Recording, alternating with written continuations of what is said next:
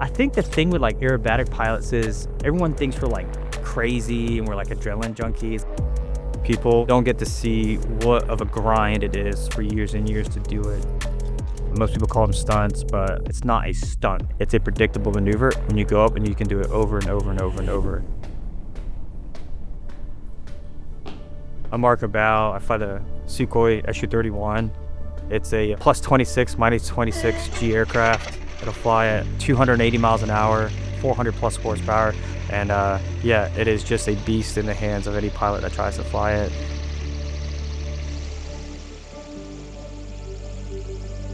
I do high performance aerobatics. Specific style of it is called classic or arresty. It's very aggressive Gs, upwards of 9, high roll rates exceeding 400 degrees a second. Not only is it physically demanding, but it's extremely mentally demanding. I just have time of my life doing the thing I've been wanting to do since I was a kid.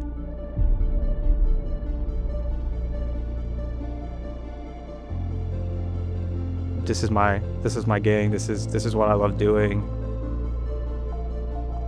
It's this mental thrill of trying to be perfect. You know you're not perfect, but just trying to get something perfect.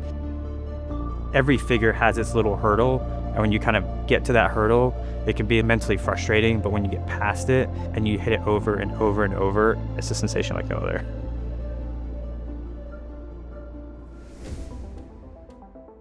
The Sukhoi I fly is the only SU-31 in the country that flies air shows. Everyone knows the Sukhoi is a fighter jet company. A lot of people don't realize that back in the 80s, competition aerobatics, that was like its heyday. This was also when, Russia and USA were competing at every single item there was in the world, whether it was hockey or Olympics, and so aerobatics fell right into that niche, and America was dominating at the time. Russia went to Sukhoi and said, "We want you to build us a competition aircraft." They basically took $1 million budget, put a bunch of scientists on it, and built this beast of an aircraft in a factory where at the time, most people built aircrafts in their garage. So it was the first really purpose-built, factory-built competition aircraft. And then at that point, it went on to dominate for many, many years. There's a couple different variants of the Sukhoi. There's a Sukhoi 26, which is the very first one. Then there's the 31, which is what I fly. And then there's a 29, which is a two-seat version. For the 31, like mine, there's only 36 ever built, and there's only 4 left in the country. A couple biggest nuances with this aircraft that make it so unique really is that I don't use a battery to start the plane. So every car, every American engine in the world uses a key and a battery to start. In Russia, where they had them, it was very cold, so batteries died. So I have a scuba tank basically in the front of my plane, and I use compressed air to start the aircraft, as well as I have that little air compressor that's on the side of the plane that recharges everything. So that's like the most unique thing, which is also what gives it its super cool sound when it starts, where it's like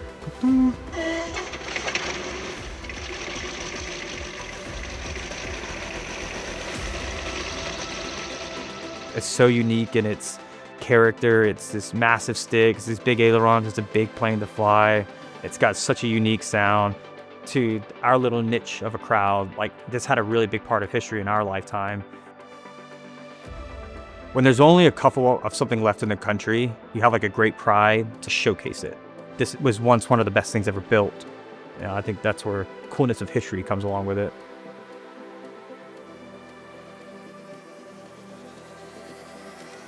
If you walk into a room, you'll know there's a pilot because they'll tell you there's a pilot. So like that's the golden sand, but yeah, I don't know about an aerobatic pilot.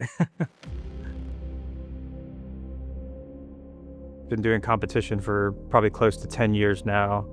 I compete in what's called the unlimited category, which is the top category you can compete in. The people that do it love it.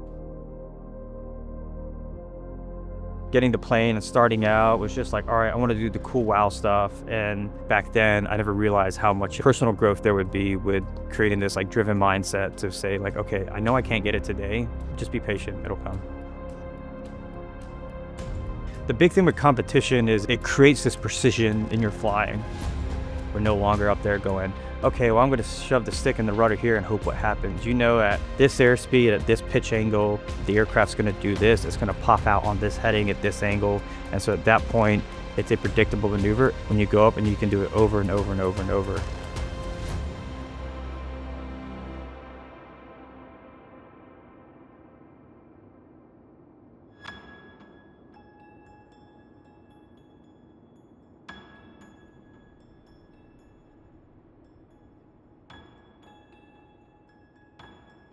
I would say probably one of my first air shows was right here in New Bern, and there's a local guy here named Hubie Tolson who has been doing it for many, many years out of here, and that was kind of the first guy I really got to watch. And I played soccer right across the airport, and so when I go play soccer, see this guy out there practicing, and so I mean I was probably 11, 12 years old at the time, and then I got Microsoft Flight Simulator down the road, and I convinced my mom and dad to like let me take my closet, move all my clothes out of my closet, and make this like a little home simulator.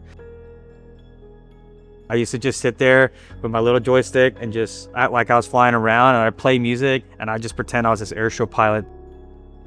But when I was 16, I came out here and started doing flight lessons, and Hubie Tolson, who's out here more often, he was an airshow pilot and went all over the world. And he got to be in the industry for 40 plus years. Somebody that's lived so much and then has already seen so much. Every time I chat with him about it, he was always giving and always helpful. And then it was probably in my late mid-20s when I was like, hey, I bought a plane, like, can you help me? It wasn't like, I don't have time for you. It was just like, all right, yeah, let me help you. I want to keep you safe. And I think that's where his mentorship has been. Like, it's hard to put a price on it because you just can't.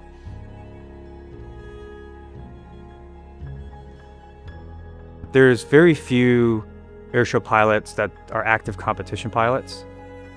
I think what I get out of an air show right now that I don't get out of a competition is the competition wasn't a thought until I was in my 20s. The air show's been a dream of mine since I was a little kid. With air show flying, you're pushing the envelopes of the aircraft, you're pushing the envelopes of yourself. You get 12 minutes to wow somebody or inspire somebody. Sometimes it's a very violent way of being creative, pulling high G's or pushing high G's, but you're putting your touch on what you think is cool. I have my staple figure that I take from my mentor where I flip inverted and shut the engine off, but not only is that, no one else does that in the country, nobody else does that in the world.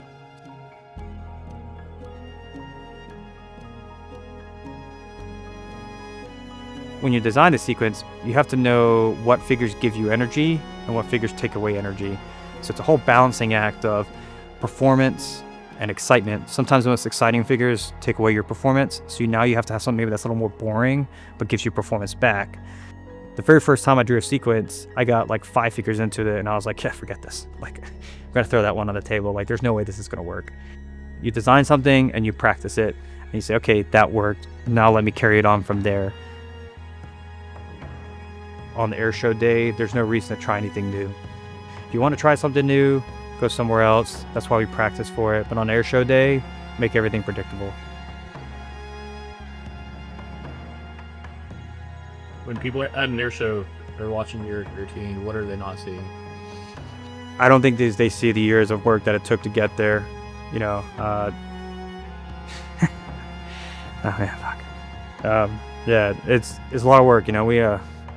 You're just grinding. It's the time away from your family. It's the unknown of when you get to do it. It's the risk that could be your last flight ever. It's not something that just happens. No one in the industry that starts out did it overnight. It's something that happened over 10 years. But that's what makes it so beautiful for me. I was this little kid wanting to do it, and now I get to do it. I get this euphoric feeling of, holy crap, I'm getting to live out my dream.